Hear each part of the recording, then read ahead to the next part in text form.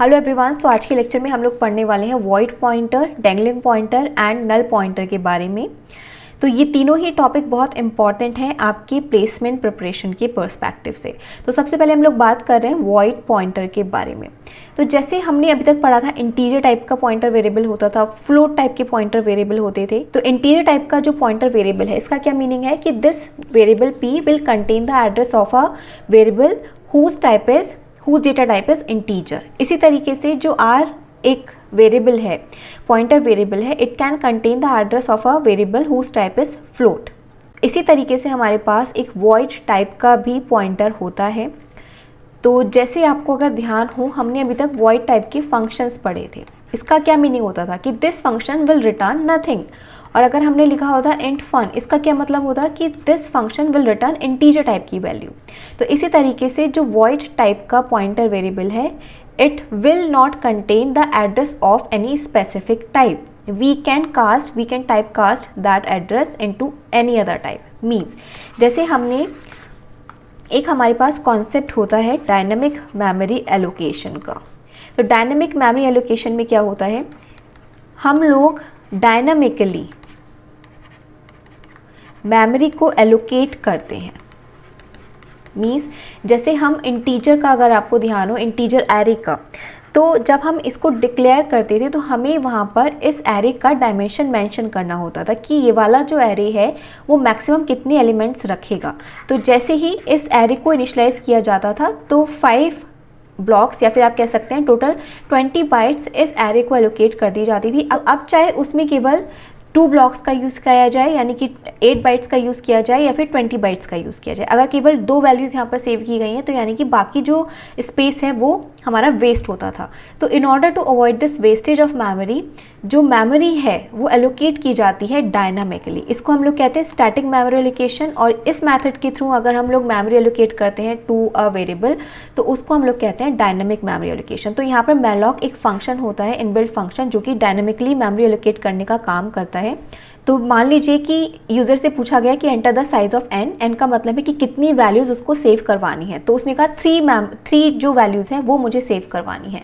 तो 3 into size of int is 4, that is 12, यानी कि 12 बाइट्स को मेमोरी एलोकेट कर दी जाएंगी एट रन टाइम स्टैटिकली, यानी कि प्रोग्राम की स्टार्टिंग में ही नहीं वहाँ पर आपको बोला गया मेंशन करने के लिए कि कितना मेमोरी एलोकेशन रिक्वायर्ड होगा, वो अभी स्पेसिफाई करो नहीं। यहाँ पर आपको एट रन टाइम पूछा जाएगा कि enter the size of the value, enter the number of values जो कि जिनके लिए आपको मेमोरी एलोकेट करवानी है।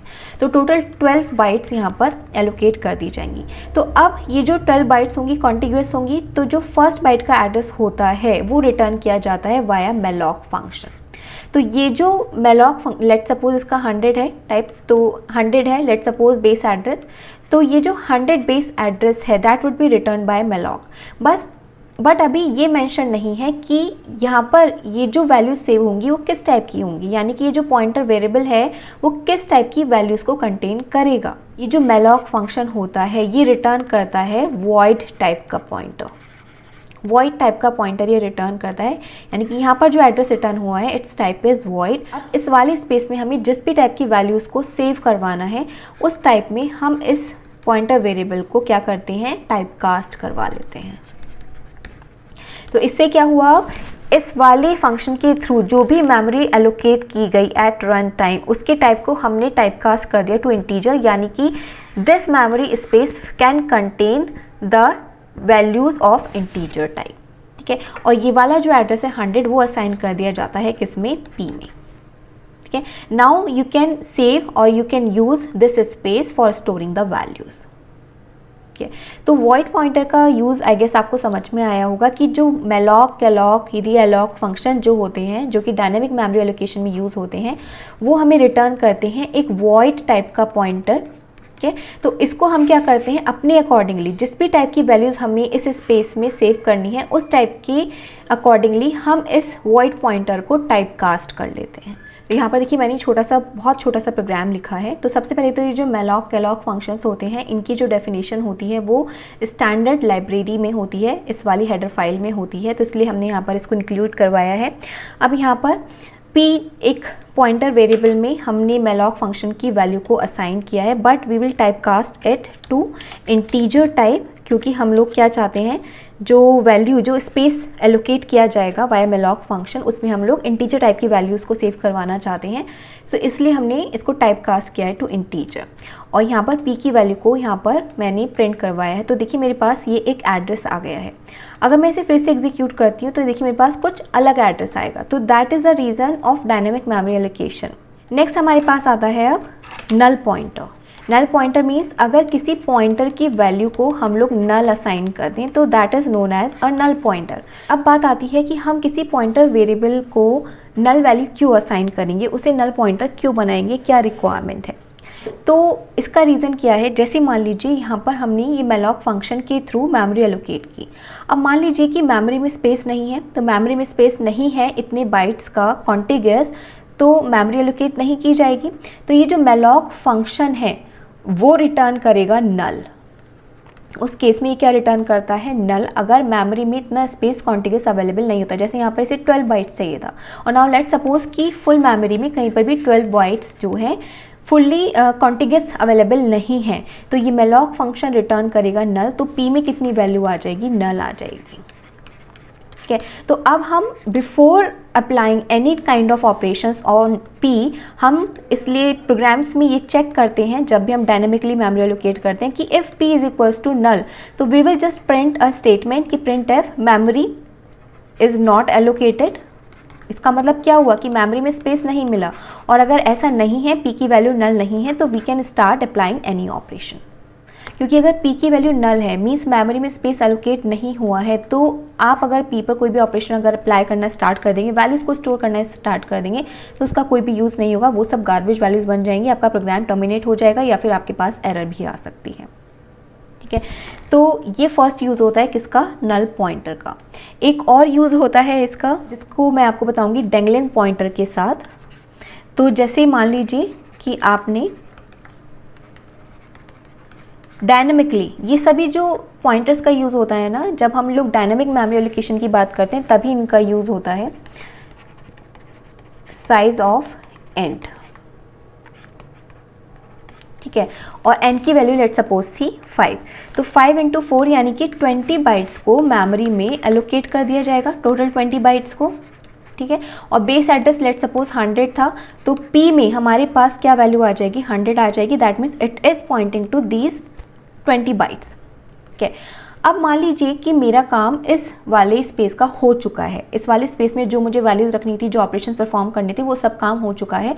तो अब मैं इसे डीएलोकेट करना चाहती हूँ, तो हम लोग एक फंक्शन का यूज़ करते हैं, फ्री फंक्शन का, और वहाँ पर पैरामीटर पास करते हैं उस पॉइंटर का जिससे रिलेटेड हमारे पास मेमोरी को हम लोग डीएलोकेट करना चाहते हैं।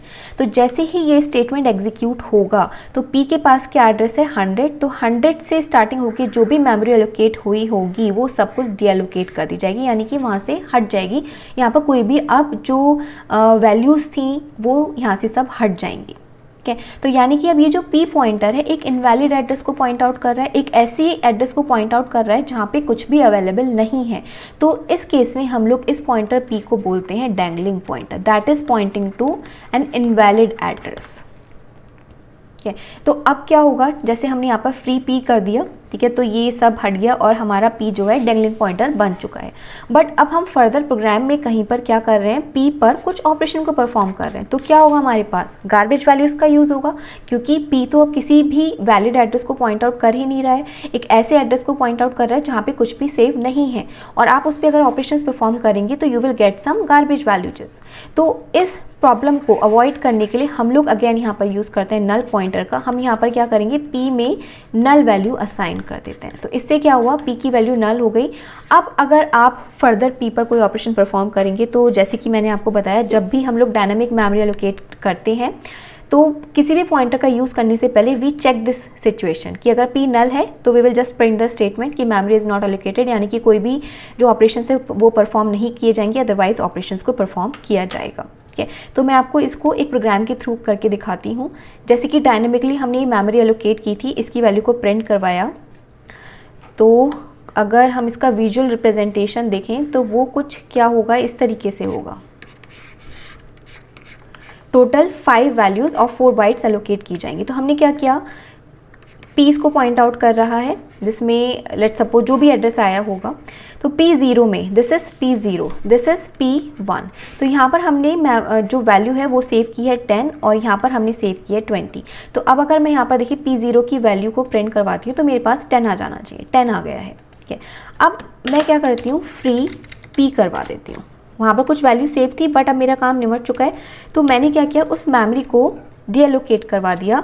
अब मैं अगर प्रिंट करवाती हूँ किसकी वैल्यू, P0 की वैल्यू, तो देखिए हमारे पास आउटपुट में क्या आएगा। कंट्रोल S एग्जीक्यूट किया तो देखिए हमारे पास कुछ ये गार्बेज वैल्यू आ गई है। 10 आया है सबसे पहले, तो इसके लिए तो हमारे पास 10 ही आया है, एंड देन उसके बाद हमारे पास गार्बेज वैल्यू आ गई है। क्यों? क्योंकि जो मेमोरी थी वो उसको हमने डीएलोकेट करवा दिया लाइन नंबर 12 में, ये हट चुका है। तो P के पास कुछ अब इनवैलिड एड्रेस है, दैट मीन्स P0 पर कुछ भी एग्जिस्ट नहीं करता है, तो P यहाँ पर डेंगलिंग पॉइंटर बन चुका है। तो but still we are trying to access this, तो हमें ये सब चीज़ों को अवॉइड करना है। हम नहीं चाहते कि अब इस लोकेशन पे कुछ भी मेमोरी जो है हमारा कुछ भी काम हो, तो इसलिए हम क्या करते हैं, यहाँ पर P को एक नल पॉइंटर बना देते हैं और यहाँ पर अब हम लोग चेक करते हैं कि if P is equals to null है अगर, तो हमारे पास क्या हो, एक स्टेटमेंट प्रिंट हो जाए, प्रिंट F डीएलोकेटेड ऐसे करके। ठीक है, और अगर P की वैल्यू नल नहीं है तो हम क्या करें, जो भी ऑपरेशन हम परफॉर्म करवाना चाहते थे, मीन्स ये वाला, इसको हम यहाँ पर परफॉर्म करवा लें। तो देखिए क्या होगा, प्रोग्राम एग्जीक्यूट होगा तो सबसे पहले क्या होगा, 20 बाइट्स एलोकेट हो जाएंगी, उसका जो बेस एड्रेस होगा वो P में असाइन हो जाएगा। P0 हमने 10 किया, P1 20 किया, कुछ ये वाला सिचुएशन। ठीक है, उसके बाद हमने P0 की वैल्यू को प्रिंट करवाया तो हमारे पास कितना आ गया, 10 आउटपुट में आ गया। उसके बाद हमने फ्री P कर दिया, यानी कि ये वाली मेमोरी डीएलोकेट हो गई है। P में अब कुछ रैंडम एड्रेस अवेलेबल है, ये एक डेंगलिंग पॉइंटर है, बट हम नहीं चाहते थे कि कुछ हम P पर ऑपरेशन परफॉर्म करें फर्दर, ताकि हमारे पास कोई गार्बेज वैल्यू ना आए या फिर प्रोग्राम अनएक्सपेक्टेडली टर्मिनेट ना हो जाए। तो इसलिए हमने P को एक नल पॉइंटर बना दिया, P इक्वल्स टू नल के थ्रू। तो अब अगर हम कोई P पर ऑपरेशन परफॉर्म करवाना चाहते हैं तो उससे पहले हम लोग चेक करेंगे if P is equals to null. अगर P नल है तो just we will print this statement, और अगर नल नहीं है तो we will perform the operations on P। तो अब देखिए हमारे पास आउटपुट में क्या आएगा, जस्ट हमारे पास आउटपुट में आ जाएगा मेमोरी डीएलोकेटेड, क्योंकि हम लोग फ्री P लगा चुके हैं। ठीक है, सो आई होप कि आपको समझ में आया होगा कि डेंगलिंग पॉइंटर्स क्या होते हैं, एंड डेंगलिंग पॉइंटर की जो सिचुएशन है उसको अवॉइड करने के लिए हम लोग नल पॉइंटर का यूज़ करते हैं। ऐसे ही वॉइड पॉइंटर्स क्या होते हैं, आप जब डायनेमिकली मेमोरी एलोकेट करते हैं तो मैलॉक कैलॉक ये सभी फंक्शन एक वॉइड टाइप का पॉइंटर रिटर्न करते हैं, तो उसको टाइप कास्ट करवा के हम लोग क्या करते हैं, अपने रिक्वायर्ड पॉइंटर वेरिएबल में कन्वर्ट कर लेते हैं। ठीक है, so this is all about this lecture. तो ये हमारा लास्ट लेक्चर था इस मॉड्यूल का।